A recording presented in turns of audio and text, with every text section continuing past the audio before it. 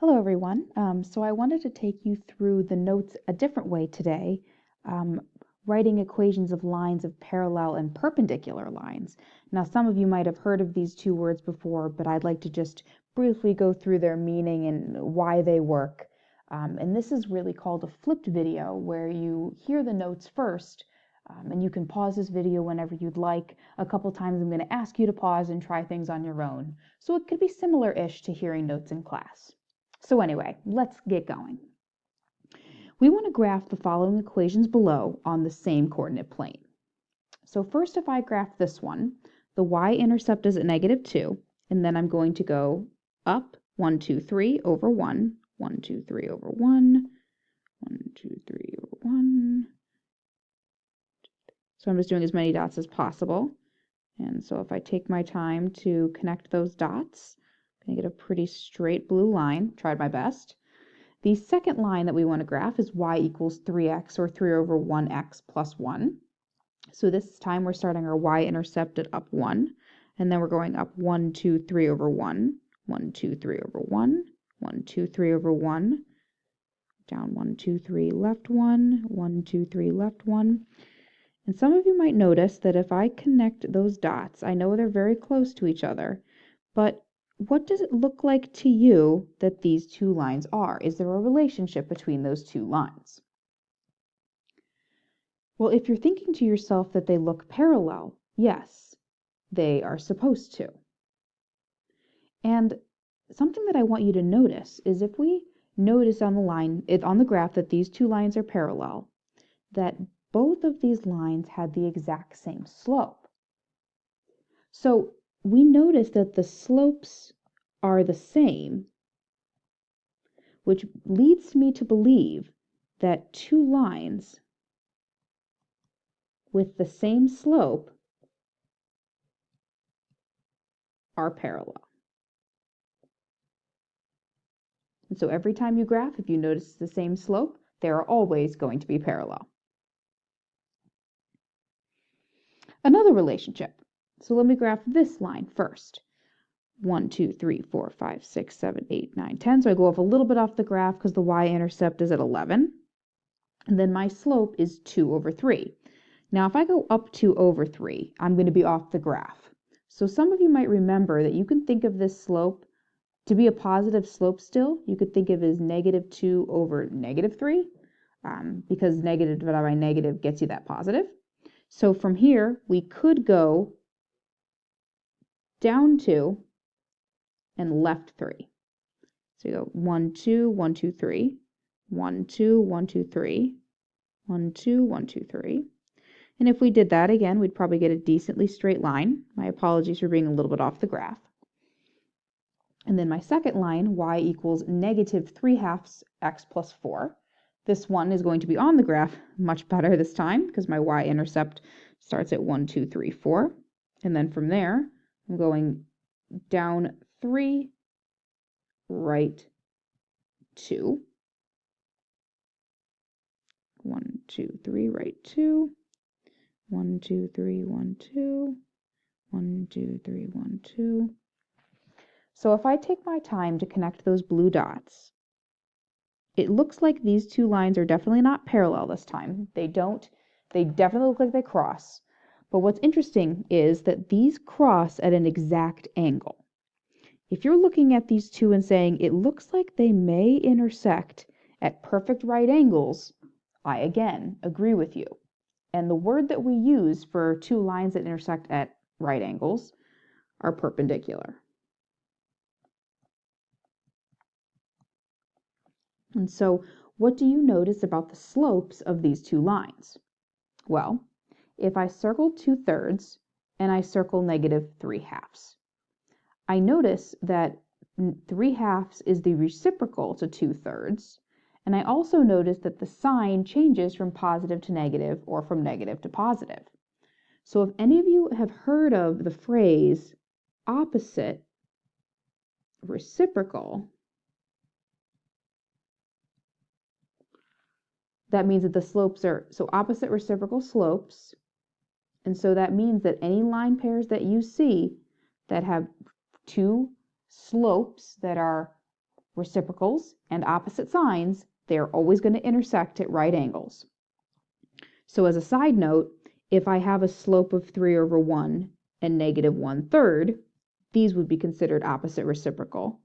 If I had a slope of negative 5/4 and 4/5, these would also be considered reciprocal because they flip and change sign. So let's see how this is going to help us write equations of lines. So in this second example, we want to write the equation of the line in point-slope form. So we want y minus y1 equals mx minus x1. And we want a line that is parallel to this line and goes through this point. So what I try to stress every year in this section is based on the last two slides. The only part that made these two lines parallel was the slope.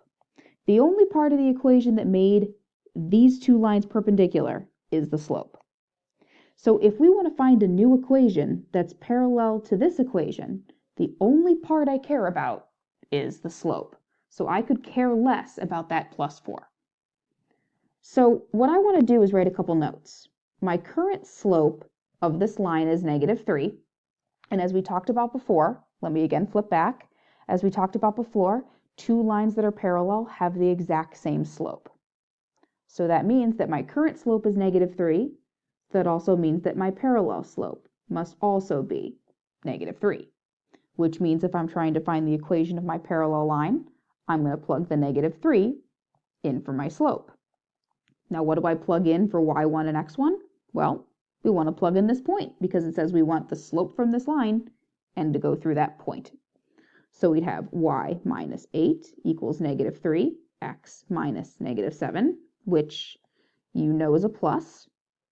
So we'd have y minus 8 equals -3, x plus 7. Distribute the -3. Actually, you know what? I just did too much work. It asked me for my final answer in point-slope form, so I didn't need to distribute. My final answer can just be y minus 8 equals -3, x plus 7. And that, strangely enough, is the answer in point-slope form, because if you distribute it all, you'd already be going towards slope-intercept, and we want to just keep it in point-slope. So with that said, this is yours that I'd like you to try. Same idea. Find the equation of the line, again in point-slope form, that is parallel to this line and goes through this point. So I would please like you to pause the video. And while you're working, I'm going to be working. And when you come back, I will have my work for you so you can check. So please pause now.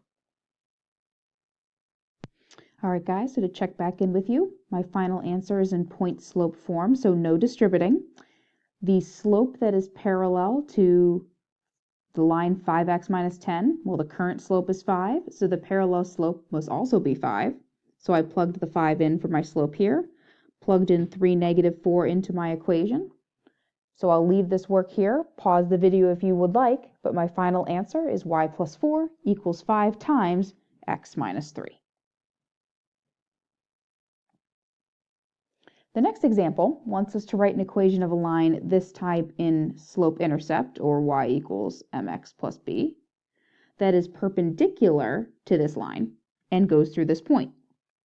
So again, perpendicular, the only thing we care about is the slope. We could care less about that current y-intercept. So this time, my current slope is -2/3. However, my perpendicular slope is not the same because we don't have parallel lines. The perpendicular slope is that opposite reciprocal thing we were talking about. So if my current slope is -2/3, my negative is going to change to a positive, and my fraction is going to flip, or we're going to find the reciprocal. So my perpendicular slope is +3/2. So if I want to find slope-intercept, I again am going to just first start with point-slope because I have a slope and a point. So I'm going to plug them both in. Y minus 2 equals 3/2 x minus -8.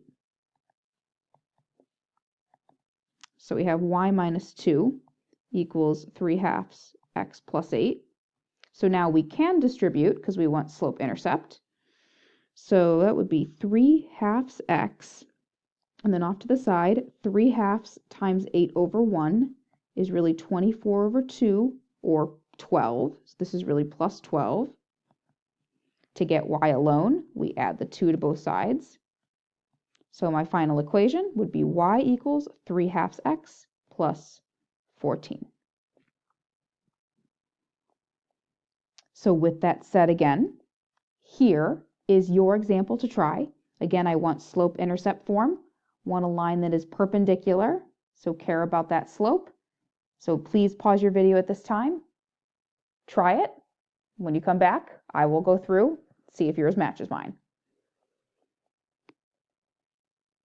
All right, guys, so to check in with you, I said that my current slope was 4/5, didn't care about the intercept. So that meant that my perpendicular slope was the reciprocal, 5/4, but then it also changed sign. So I took that slope and plugged it in for m. I also took this point, plugged in the -1 for y and the 12 for x. Notice that I had a double negative situation, so I highlighted it, did a little distributive property. 5/4 times 12 over 1 is 60 over 4, and 60 divided by 4 is 15. If I subtract the 1, my final answer was y equals -5/4 x plus 14.